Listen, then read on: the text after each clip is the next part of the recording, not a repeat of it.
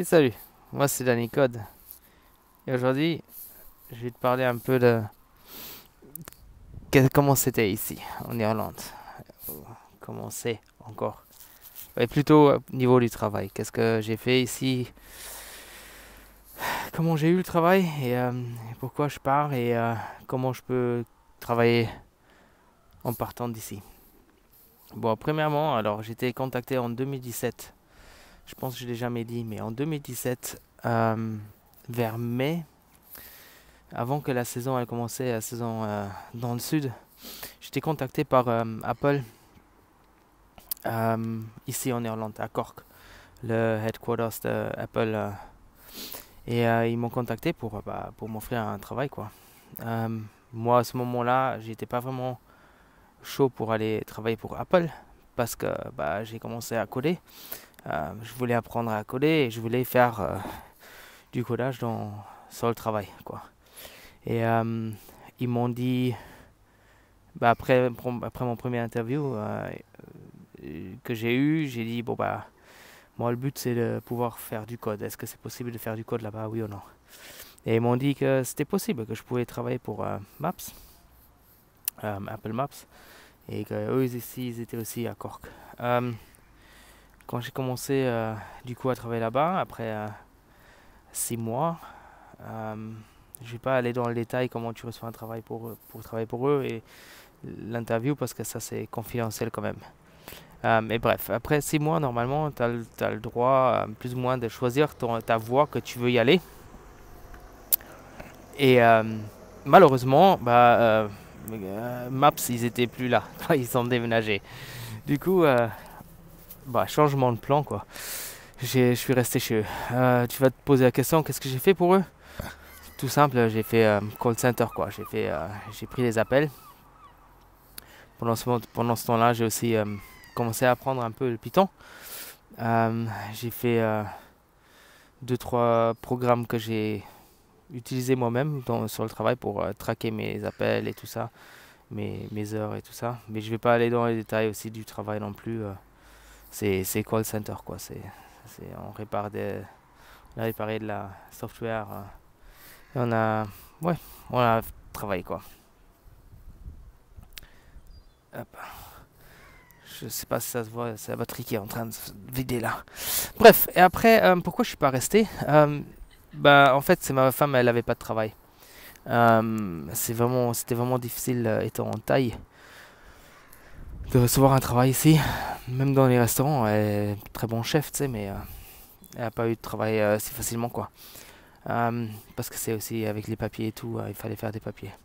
Du coup, elle a eu un travail et le patron du restaurant, il a acheté un B&B, un B&B restaurant-bar. Et il lui fallait quelqu'un pour gérer tout ça. Et comme ma femme, comme moi j'ai fait ça avant, j'ai géré des restaurants. Alors ma femme, du coup, elle lui a dit, écoute, mon mari, lui, il fait ça. C'est son travail avant de travailler chez Apple. Il a géré des restaurants et si tu veux, je peux parler avec lui. Du coup, elle parlait avec moi et comme elle m'a suivi sans problème pour venir ici en Irlande sans même pas se poser de questions et que je savais que de toute façon je vais pas être à la rue, j'ai dit bon allez, on va faire ça et on va y aller. Je vais aller travailler dans le B&B. Je vais gérer le B&B. Bon, c'est pas trop ce que j'ai pensé. Moi, je pensais que c'était un peu que ça allait se passer un peu comme en France, que c'est stressant et qu'il y a vraiment beaucoup de travail. Mais en fait, non, pas du tout. C'était dans un petit village où il y avait personne, quoi. Et il m'avait promis ou il m'avait dit que le potentiel était grand. J'ai vu le potentiel aussi, mais moi, je connaissais pas les villages, tu sais. Alors du coup, je savais pas que c'était un village mort, quoi. Du coup, bon bref, j'ai travaillé quand même pour lui. C'était quand même pas mal, un peu un mauvais temps parce que j'ai passé beaucoup de temps avec ma femme. On a travaillé beaucoup d'heures, mais bon, comme on était ensemble, on s'en foutait un peu et on était payé quand même. Alors ça va. Euh, puis il y a Covid qui est tombé. Euh, et du coup, pas de travail pour nous. On n'était pas à la rue parce qu'on était payé par le gouvernement quand même, mais bon.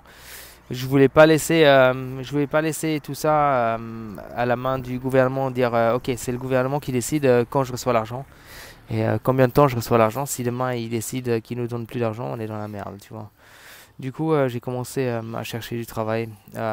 Et bah, comme Lazare il voulait, c'est Apple qui m'a contacté aussi pour me réoffrir un travail. Parce que je pense qu'ils avaient un peu de mal pour trouver des gens qui parlaient allemand ici en Irlande. Mais là où j'habitais, à ce moment-là, il n'y avait pas d'internet. Et vraiment, si je dis pas d'internet, c'est vraiment pas d'internet. Même la 3G, il n'y en avait pas quoi.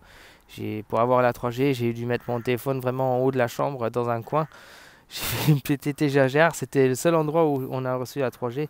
Et c'était le plus fort qui était possible. J'ai eu le câble qui est rentré dans la maison. Rien du tout. J'ai eu 0,2 mégas. Même satellite, c'était pas possible parce qu'après même pas une semaine, après 3 jours, j'ai déjà tout pris. Oh, petit bateau. J'ai déjà tout utilisé les mégas qui me donnaient. Du coup, bah, il fallait que je déménage. Il fallait que je déménage pour d'aller dans un village où j'ai l'internet. Du coup, je suis tombé ici. Maintenant, ici, j'habite à Youghal. Youghal, c'est aussi dans Cork. C'est un village de pêcheurs, comme tu vois. C'est là où il y a le film Moby Dick. Il était filmé ici Bref, ici c'est la marée basse. Normalement, il y a l'eau jusque là-haut, mais là, il y a tous les bateaux par terre. Euh, Bref. Du coup, je suis venu ici et je sais pas pourquoi, mais j'ai investi beaucoup d'argent parce qu'Apple, ils avaient quand même des priorités comme d'avoir une bonne chaise, un bon bureau, blablabla, tout ça, une chambre. Du coup, j'ai pris une maison avec une chambre supplémentaire que j'avais pas vraiment besoin et tout ça. Et fin de compte, j'ai pas reçu le travail. Ils m'ont pas pris. Bon, pas très grave parce que bon, comme on était au paiement de Covid, j'avais beaucoup de temps pour trouver un travail. Je suis tombé sur Amazon. Du coup, j'ai eu un travail pour Amazon pour une société qui était rachetée par Amazon. Du coup, bah, c'était Amazon qui était le propriétaire, quoi. Et en fin de compte, je travaille pour Amazon. Je fais aussi call center. Call center, mais pour le networking. Ça veut dire pour tout ce qui est Internet, Wi-Fi et tout ça. Bon, ça, c'était ici. Mais du coup, on a pris un peu la décision qu'on s'est dit peut-être à un moment donné on va vouloir déménager en Thaïlande ou ailleurs. Voir il y a aussi des autres pays sur notre liste ou peut-être un jour on va y aller, du coup il y aura peut-être des vidéos aussi de là-bas. Mais bon, bref, pour l'instant c'est la Thaïlande. Mais comme je travaillais dans les horaires américains, ça veut dire que j'ai fait le support pour les US, quoi. J'ai travaillé déjà plus ou moins dans la nuit. Ça veut dire j'ai commencé à 4 heures, à 3 heures et j'ai travaillé jusqu'à minuit. Minuit, 1 heure du matin. Ça dépendait. Il y avait des jours même où ça poussait parce que tu avais quelqu'un au téléphone et c'était compliqué. Ça veut dire jusqu'à 2 heures du matin. Et si j'aurais fait ça en Thaïlande, du coup, bah, j'aurais commencé le soir à 8 heures et j'aurais continué jusqu'au matin et j'aurais pas vraiment de vie. Et en plus, bah, ils voulaient pas parce que c'était trop loin pour eux, quoi. Ils avaient pas vraiment le contrôle, tu vois. Bah, du coup, j'ai cherché sur remote.io pour trouver un petit job pour faire du développement ou du support. Et j'ai été contacté par une société en Allemagne qui avait besoin de quelqu'un pour faire la vente, pour faire du support et pour faire de la programmation. Et comme ça tombait bien, bah, je connaissais la vente parce que ça, c'est mon premier métier que j'ai fait. Le support, c'est qu'est-ce que j'ai fait aussi. Et la programmation, bah, c'est ce que je me suis appris moi-même. Par contre, les conditions, ils y sont, ou ils y étaient, que au début, bah, je vais faire 1 ou 2 mois de la vente pour voir comment ça fonctionne. Après, je vais commencer avec du support pour voir comment ça fonctionne. Et après, si tout va bien et qu'ils sont contents avec moi, je vais pouvoir faire la programmation. Maintenant, on y est au point où ils ont... Déjà, pour tout dire, aussi, là, je travaille en contracteur parce que ça veut dire que je peux travailler de peu importe où. Eux, ils s'en foutent si je suis ici en Irlande, en Allemagne, en Amérique ou en Thaïlande. Tu vois, je suis un contracteur et j'ai une petite société. Je suis auto-entrepreneur maintenant, si tu veux, comme ça. Et je travaille pour eux, quoi. Et du coup, comme j'ai dit, maintenant, on est au point où bah, la société elle commence à investir dans moi et ils m'ont fait ils m'ont acheté un cours pour apprendre la programmation, le langage qu'eux ils apprennent, qu'eux ils utilisent.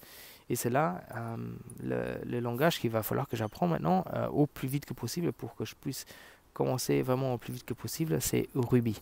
Ruby en Rails. Tout le site, la base de données et tout ça, c'est fait en Ruby et Rails. C'est un, tu vas peut-être te dire c'est un langage mort, mais bon, pour être honnête, je m'en fous quoi.